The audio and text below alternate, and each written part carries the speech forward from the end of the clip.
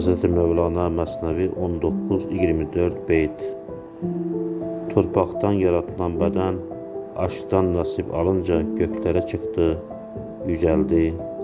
Dünya bağını kopar, maddeye olan bağlılıktan kendini kurtar da hür ol, ey oğul, ne zamana kadar altının, gümüşün esiri olacaksın.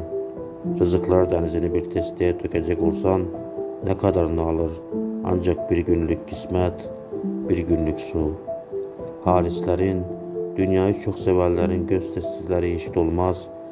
Sedef de kanaat edici olmayınca içi inci ile dolmaz.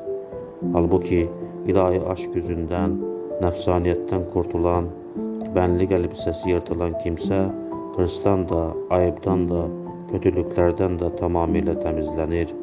Ey bizim sevdası hoş olan, güzel olan aşkımız, ey bizim bütün manevi hastalıklarımızın, dertlerimizin tabibi, sevin, şad ol.